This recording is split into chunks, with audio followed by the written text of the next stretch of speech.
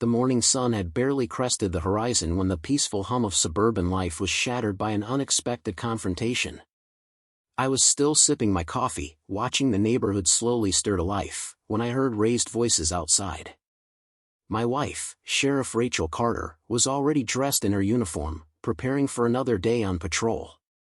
She was about to head out when a sharp knock echoed through our front door. Opening it, we were met with the sight of Karen Delaney, the self-appointed enforcer of our homeowners association, HOA.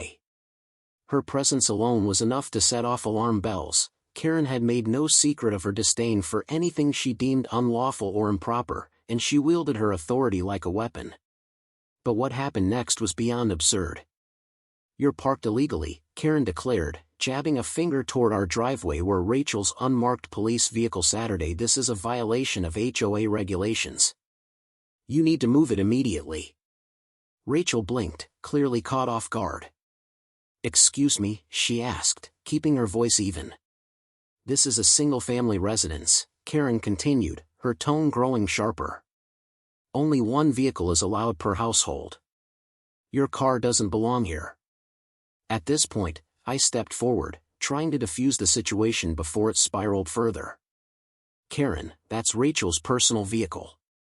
She works as sheriff, she needs to have it here." But Karen wasn't having it. "That doesn't matter," she snapped. "Rules are rules. If you don't comply, I'll have to take action." I exchanged a glance with Rachel, who looked more amused than annoyed. Still, I knew better than to let this escalate.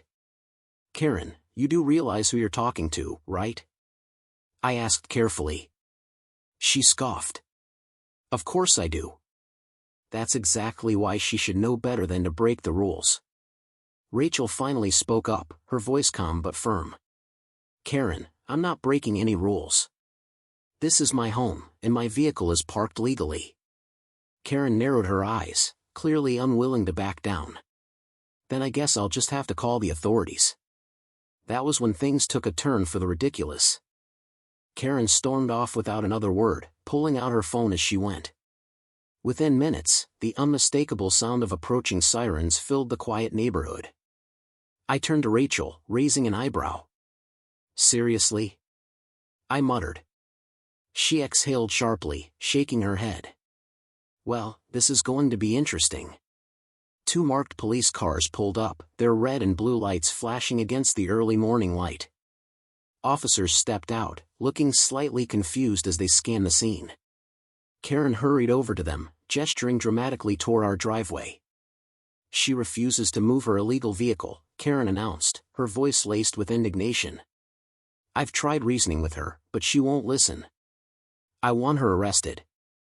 One of the officers, a younger man with a perplexed expression, hesitated.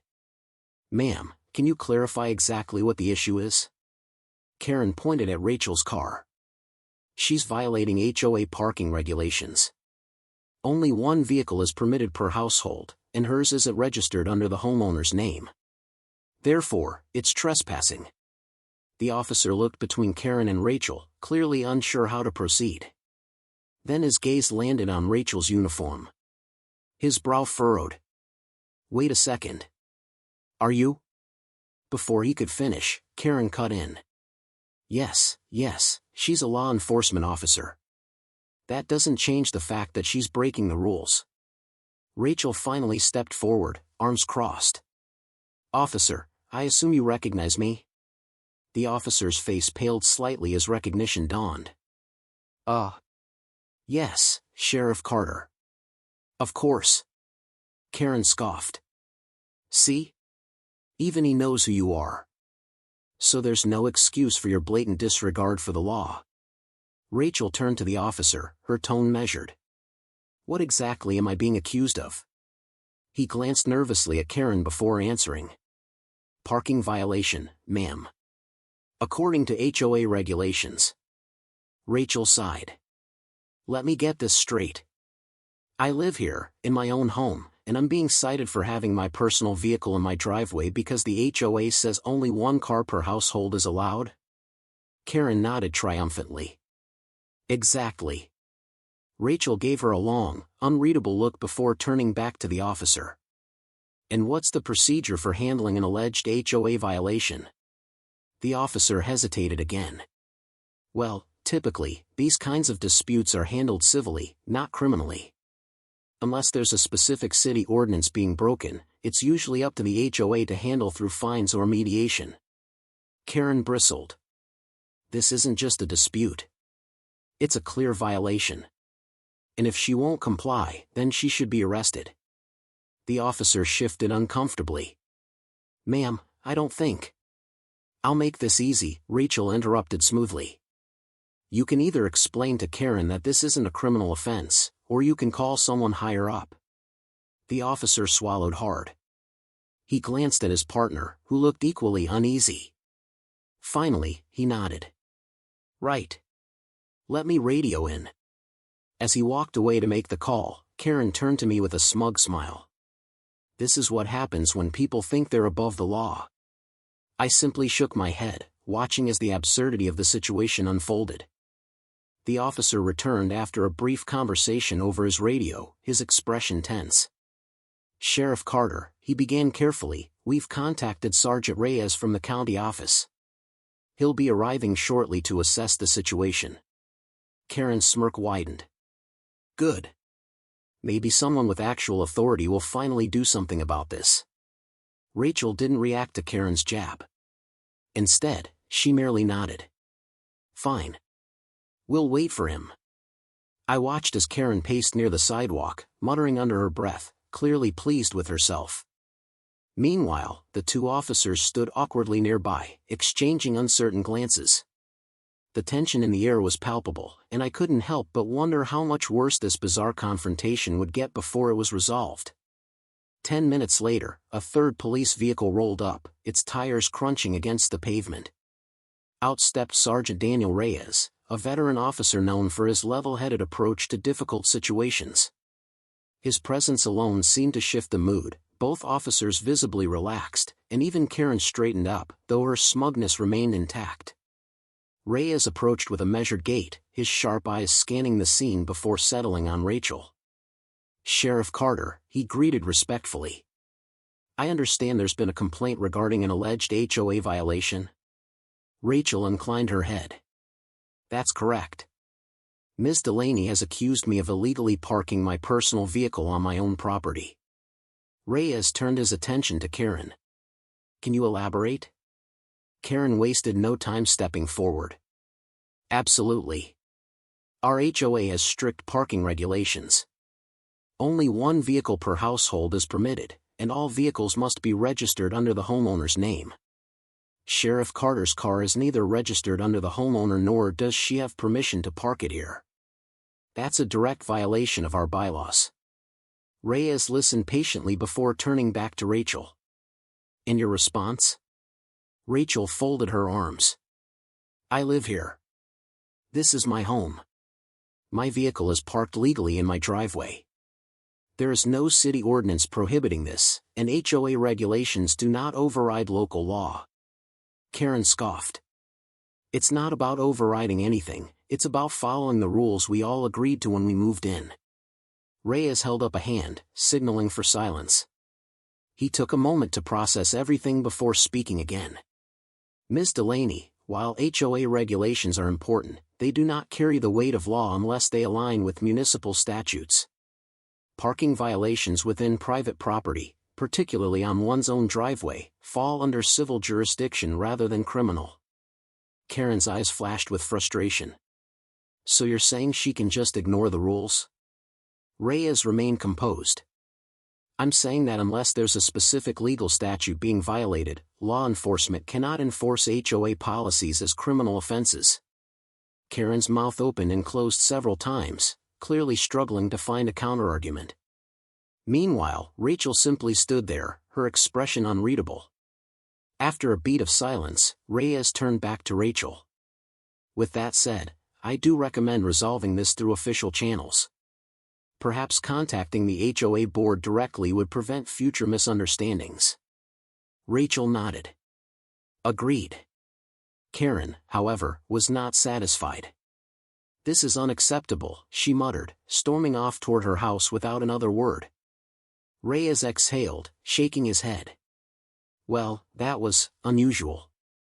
Rachel chuckled. Welcome to my morning. The officers exchanged knowing looks before returning to their vehicles. As the sirens faded into the distance, I realized that, despite the absurdity of the situation, Karen's attempt to assert control had ultimately failed. But something told me this wasn't the end of the story. By midday, the entire incident had spread like wildfire through the neighborhood. Word traveled fast, and soon, every HOA member, local resident, and even those loosely connected to the community had heard about Karen's failed attempt to have the county sheriff arrested for parking in her own driveway. What had started as a ridiculous power struggle quickly became a topic of discussion far beyond our quiet suburb. Neighbors gathered on porches and sidewalks, murmuring about the absurdity of it all. Some found it hilarious, others were appalled, and a few were genuinely concerned about what this meant for HOA authority moving forward. The sheer irony of Karen trying to assert dominance over a law enforcement officer, specifically the highest-ranking one in the county, was too much for many to wrap their heads around. Within hours, screenshots of social media posts flooded local online forums and Facebook groups. One post from a neighbor captured the moment perfectly. Karen tried to arrest the sheriff for parking in her own driveway. Not even kidding. The HOA has lost its damn mind. Another user added a comment beneath it. I wish I could say I'm surprised, but honestly, this feels like something straight out of a sitcom. The viral nature of the story reached beyond our town, eventually making its way onto regional news outlets. Local reporters picked up on the absurdity of the situation, highlighting the clash between HOA overreach and law enforcement authority. By the evening, the story had gone national, featured in headlines across multiple platforms. Some articles framed it as a humorous example of misguided authority, while others used it as a cautionary tale about the dangers of unchecked HOA power. Amidst the chaos, Karen remained defiant. She doubled down on her stance, posting a lengthy statement on the HOA's private forum, insisting that the rules applied to everyone, regardless of title or position. Just because someone holds a position of authority doesn't mean they're exempt from following the same regulations as the rest of us, she wrote. If we allow exceptions for some, we undermine the integrity of our community standards. Predictably, her post was met with a wave of backlash. Many residents criticized her for wasting law enforcement resources and attempting to misuse her HOA role for personal vendettas. Others questioned whether Karen truly understood the difference between HOA guidelines and actual laws. One particularly scathing comment read, "Congratulations, Karen, you just proved that you don't understand the first thing about how authority works." Meanwhile, Rachel handled the growing controversy with characteristic poise. When approached by a local journalist for a statement, she responded with a measured smile. "I appreciate the concern, but I assure everyone, there's nothing to worry about. This was a simple misunderstanding, one that's already been clarified." Despite her diplomatic words, the fallout was undeniable. Karen's reputation took a hit, and whispers of potential consequences for misusing her HOA position began circulating. Some suggested she should be removed from her leadership role, citing abuse of power. Others argued that the entire ordeal was just a lesson in humility, one Karen desperately needed. As the day came to a close, I couldn't help but shake my head at the sheer absurdity of it all. What had started as a simple disagreement over parking had spiraled into a full-blown public spectacle, drawing attention far beyond our small neighborhood. And yet, despite the embarrassment Karen had brought upon herself, I had a feeling this wasn't the last we'd hear of her antics. By the time the weekend arrived, the Karen vs. Sheriff saga had taken on a life of its own. The story had not only gone viral but had also become a subject of debate on various online forums, talk shows, and even late-night comedy sketches.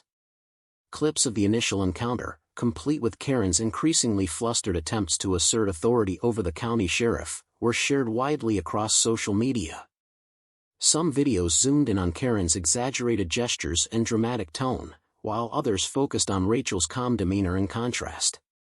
Memes emerged almost instantly, poking fun at the sheer absurdity of the situation. One particularly popular meme depicted Karen standing beside a sign that read, "Please obey HOA rules, even if you're the sheriff," with Rachel standing behind her, arms crossed, wearing a bemused expression. Local news stations ran segments dissecting the incident, analyzing the boundaries between HOA regulations and actual law enforcement jurisdiction. Legal experts weighed in, explaining that while HOA rules were binding in certain contexts, they did not grant individuals the authority to summon law enforcement over minor infractions, especially when those infractions were not actual crimes. One attorney, appearing on a regional news program, summarized the situation succinctly: an HOA is not a governing body with law enforcement powers. Their role is to manage community standards, not to dictate legal consequences. Karen, predictably, refused to acknowledge any wrongdoing. In a hastily written statement posted on the HOA's private Facebook group, she reiterated her stance: rules exist for a reason. No one, not even the sheriff, should be exempt from following them. If we allow exceptions, we set a dangerous precedent. However, instead of garnering support, the post was met with a flood of criticism. Residents who had previously remained neutral now voiced their frustrations, pointing out that Karen had not only embarrassed herself but had also wasted valuable law enforcement resources. One commenter wrote, "You abused your position in the worst possible way. This wasn't about enforcing rules, it was about flexing your ego." The backlash extended beyond online discussions. At the next scheduled HOA meeting, tensions ran high. Several residents demanded an explanation, and a formal motion was introduced to review Karen's actions and determine whether disciplinary measures were necessary. Some called for her removal from the board altogether, arguing that her behavior had undermined the credibility of the organization. Others, though less vocal, defended her, claiming that she had acted in good faith and had only wanted to uphold community standards. Meanwhile, Rachel maintained her usual composure, declining most interview requests and refusing to engage in the growing controversy. When asked by a reporter whether she planned to file any kind of formal complaint against Karen, she simply smiled and replied, "Sometimes, the best form of justice is letting people dig their own holes." As the days passed, it became clear that Karen's influence within the community was waning. Once seen as a diligent HOA representative, she was now viewed by many as a cautionary tale, a reminder of what happens when individuals confuse authority with arrogance. Yet, despite the overwhelming criticism, Karen showed no signs of backing down. If anything, her determination to prove herself right only grew stronger. Unsurprisingly, Karen was not about to let the incident fade quietly into obscurity. Despite the mounting ridicule and the growing number of neighbors who openly criticized her actions, she remained steadfast in her belief that she had done nothing wrong. If anything, the backlash only fueled her resolve to prove her point. By the following week, Karen had begun sending emails to the entire HOA mailing list, each one more defensive than the last.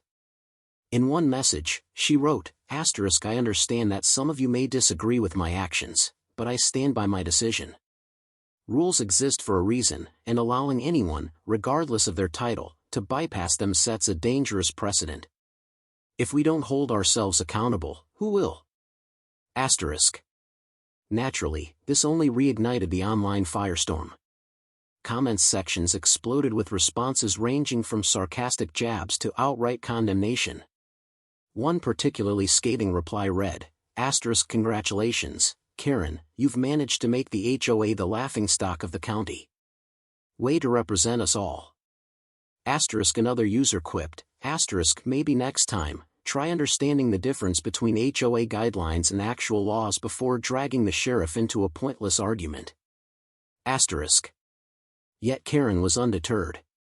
She escalated her efforts by drafting a formal proposal for a new rule that would require all homeowners, including law enforcement officials, to register their vehicles with the HOA and ensure compliance with the existing parking restrictions. She presented the idea at the next HOA meeting, delivering her speech with the same fervor as if she were addressing Congress. The sheriff's case is just one example of a broader issue, she declared, pacing in front of the assembled residents. We cannot allow privilege to override accountability. If we don't establish clear expectations, we risk creating a system where certain individuals feel they are above the rules. The room fell into a heavy silence. Some residents exchanged uneasy glances, while others simply stared at Karen with expressions ranging from disbelief to mild amusement. A few brave souls attempted to question her logic. Karen, one man finally spoke up, are you seriously suggesting that we need to create a new rule specifically targeting the sheriff? No, she countered quickly. I'm saying we need consistency. Everyone should be treated the same, regardless of their profession.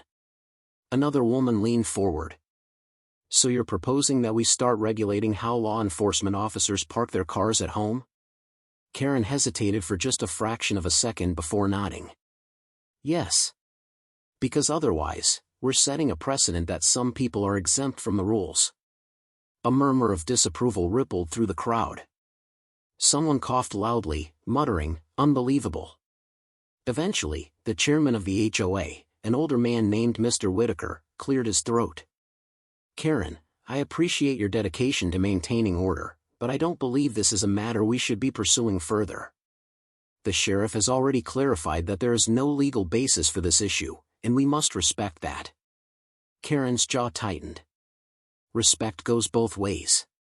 If we don't enforce the rules, we lose our credibility. Mr. Whitaker sighed. I think credibility is exactly what's at stake here. The vote on Karen's proposed rule was swift and decisive. It was rejected overwhelmingly, with only a handful of residents supporting the motion. Karen sat stiffly in her chair, her lips pressed into a thin line as the results were announced. As the meeting concluded, I couldn't help but notice the way Karen stormed out of the room, shoulders rigid and chin held high. She hadn't won this battle, but judging by the determined set of her jaw, she wasn't ready to admit defeat just yet. True to form, Karen was not willing to let go of her crusade so easily. While the HOA had decisively rejected her proposal, she refused to accept that the matter was settled. If the board wouldn't enforce stricter regulations, she would find another way to make her point. Her next move was both audacious and baffling. She filed a formal complaint with the county's ethics board, alleging that Sheriff Rachel Carter had violated community standards by failing to adhere to HOA regulations. The document was meticulously detailed, outlining every perceived infraction with the same level of seriousness one might expect in a federal investigation. Among the claims was the assertion that Rachel's continued presence of her unregistered vehicle on the property constituted a breach of contract, potentially exposing the entire neighborhood to legal liability. When word of the complaint spread, it sent shockwaves through the community. Some residents were stunned that Karen would take such an extreme step, while others saw it as the final proof that she had completely lost perspective. Online forums lit up with reactions, many of which were laced with sarcasm. One particularly popular post read, "Next up, Karen sues the president for not using a turn signal in front of her house." Even members of the HOA expressed discomfort with Karen's latest maneuver. Mr. Whitaker, the chairman, issued a statement clarifying that the HOA did not endorse her actions. While we value the input of all our residents, we believe this matter has already been addressed appropriately, he wrote.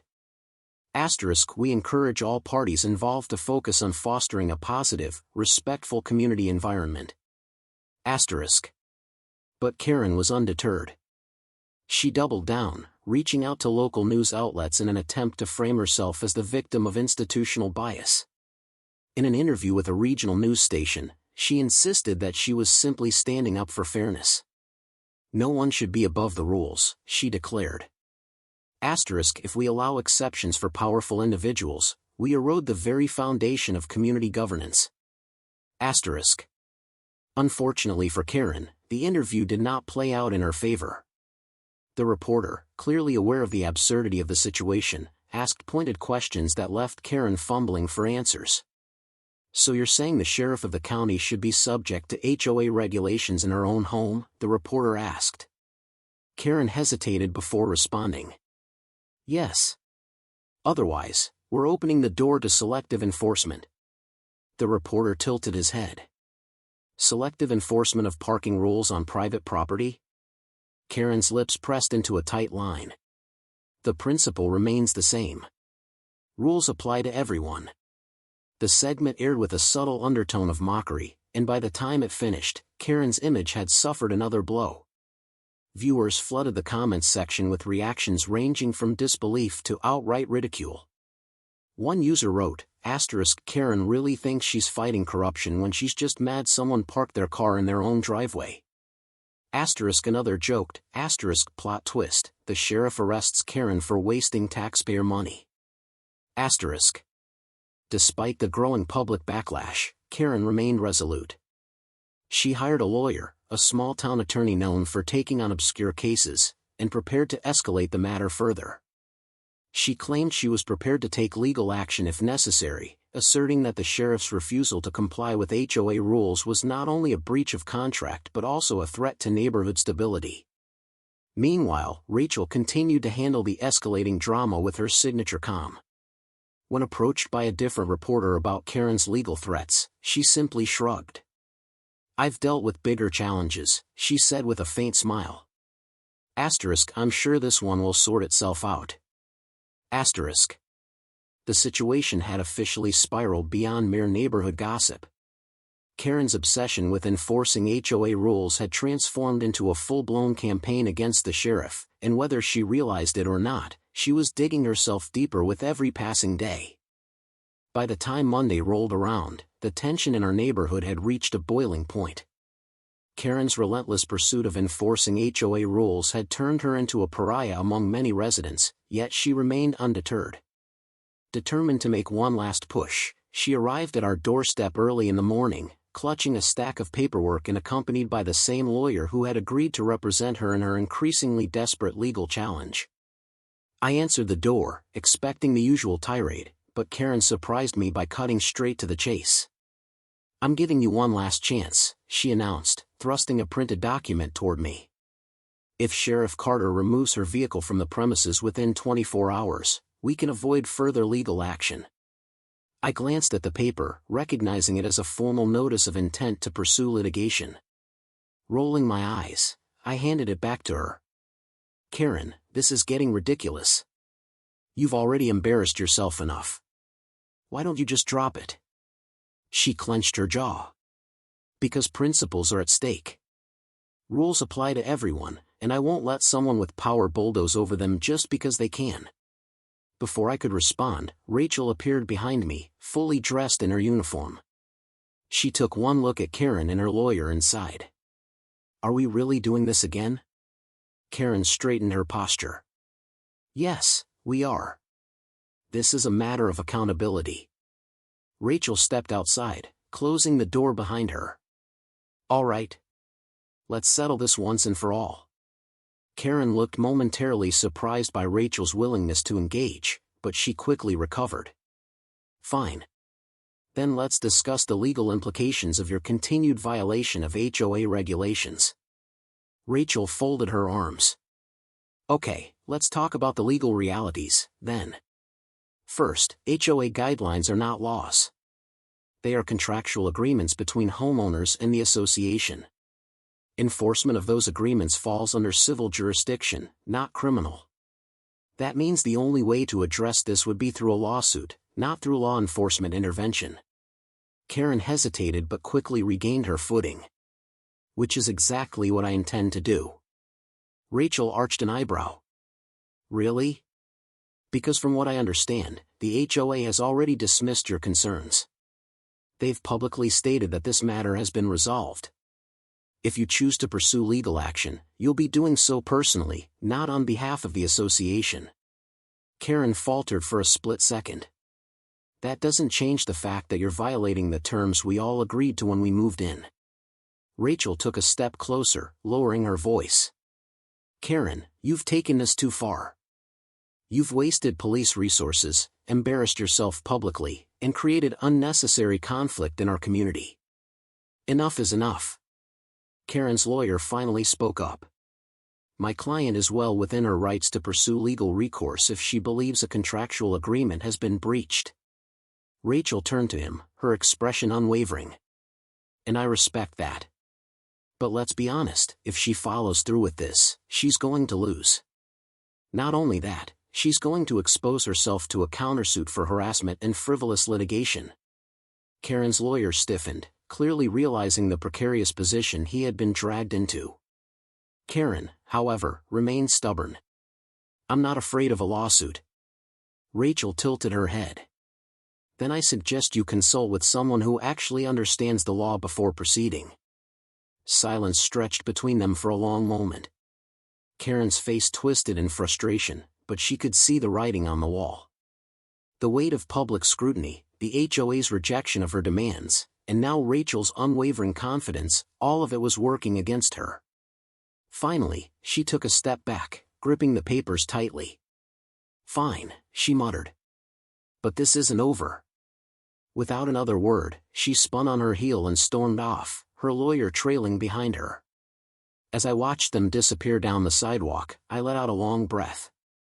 Well, that was intense. Rachel chuckled. Yeah. But I think we've seen the last of her nonsense. I hope she was right. In the days that followed, Karen's influence in the neighborhood dwindled rapidly. The once formidable HOA leader, who had prided herself on enforcing rules with an iron grip, now found herself ostracized by many of her former allies. Conversations that once included her opinion were now held without her. Neighbors who had tolerated her overzealous tendencies now openly mocked her name in hushed tones. The final blow came when the HOA board, under pressure from numerous residents, voted to remove Karen from her leadership position. The motion had been introduced by Mr. Whitaker himself, who, despite his usual reluctance to take drastic action, acknowledged that Karen's behavior had damaged the organization's credibility. The vote was nearly unanimous, with only a handful of HOA members abstaining. Karen, ever defiant, refused to attend the meeting where the decision was made. Instead, she released a terse statement via email, declaring that she had chosen to step down voluntarily rather than continue working with a board that had lost its moral compass. Most residents saw through the facade, recognizing it as a last-ditch effort to salvage some dignity. Her absence from neighborhood events became more frequent, and when she did appear, she kept to herself, avoiding eye contact with those who had once supported her. The once bustling HOA meetings she had dominated with her impassioned speeches now carried on without her, and the community breathed a collective sigh of relief. Even online, Karen's presence diminished. She deleted her active accounts on local forums and social media groups, likely hoping to escape the ridicule that had become synonymous with her name. But the internet, as always, remembered. Screenshots of her most infamous statements circulated endlessly, immortalizing her as a cautionary tale of misplaced authority and stubborn pride. For Rachel, the ordeal was finally over. She resumed her routine without further disruptions, occasionally chuckling at the absurdity of the entire situation whenever reminded of it. As for me, I took comfort in knowing that the neighborhood had rid itself of a toxic presence, even if it had taken an unnecessarily dramatic route to get there. Karen's downfall served as a stark reminder: no amount of self-appointed authority could override reality. In the end, she had fought against forces far greater than herself: logic, law, and the simple truth that rules, no matter how rigid, could not trump common sense. The absurdity of Karen's actions served as a sobering reminder of the fine line between civic responsibility and overreach. While HOA regulations are designed to maintain community standards, they are not meant to be wielded as tools of personal vendettas or misguided authority. Karen's insistence on treating the sheriff like an ordinary homeowner, ignoring the distinction between law enforcement and civilian oversight, highlighted a fundamental misunderstanding of how authority structures operate. More importantly, the incident underscored the importance of accountability, not just for individuals like Karen, but for institutions as well. HOA boards, while powerful within their designated scope, must recognize the limits of their influence. The line between enforcing community guidelines and interfering with personal freedoms is delicate, and crossing it risks alienating the very residents they claim to serve. In Karen's case, her inability to distinguish between a rulebook and actual law led to a series of escalating conflicts that ultimately cost her credibility, her position, and her place in the community. For the rest of the neighborhood, the experience was a wake-up call. Residents who had once passively accepted Karen's directives now questioned the unchecked power of HOA leadership. Discussions arose about implementing clearer checks and balances, ensuring that no single individual could dominate the board or manipulate policies for personal gain. The consensus was clear: community governance should foster cooperation, not fear. As for Karen herself, whether she learned from her mistakes remains uncertain. While she disappeared from public view, it's unlikely she walked away unscathed. The ridicule, the loss of influence, and the exposure of her misconceptions about authority must have left a mark. Whether she takes those lessons to heart or doubles down on her beliefs remains to be seen. But one thing is certain: the memory of her ill-fated attempt to assert dominance over the sheriff will linger in the neighborhood for years to come.